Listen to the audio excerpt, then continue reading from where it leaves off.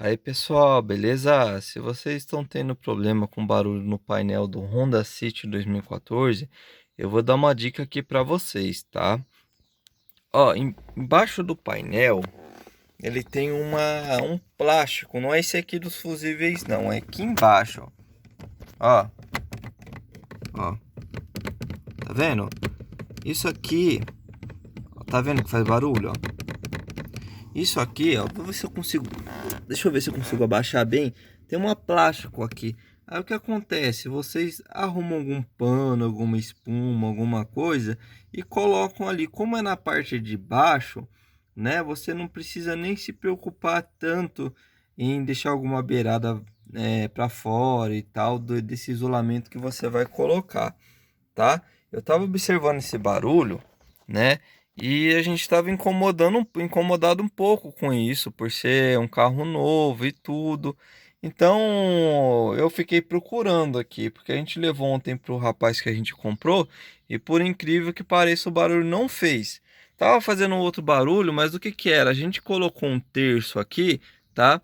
E tava fazendo barulho aqui, né? Então isso a gente mesmo causou. Tá vendo esse terço aqui?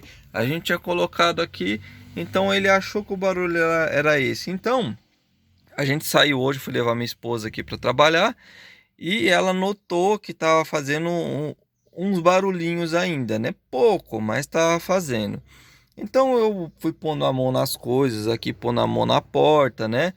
Para procurar antes de falar qualquer coisa pro rapaz que a gente comprou, para ele não vir aqui e falar: "Ah, é o seu negócio que você colocou aqui que tá fazendo barulho, né? Ou a carteira, o celular que tá escorregando aqui, que pode ser, né?" Então eu fui pondo a mão aqui no carro e achei isso. E olha aqui, pessoal, vou fazer de novo para vocês verem, ó. Realmente fica um pouco solto, ó.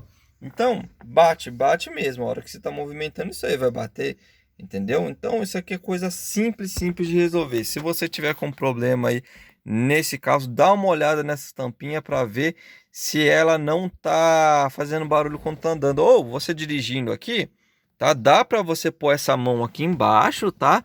E segurar, né? E segurar aqui para ver se esse é o barulho. Se for ela, a hora que você pôr a mão vai parar. Entendeu? Então é fácil de descobrir, tá bom? Fica essa dica aí para vocês, tá? Abraço a todos, fica todo mundo com Deus.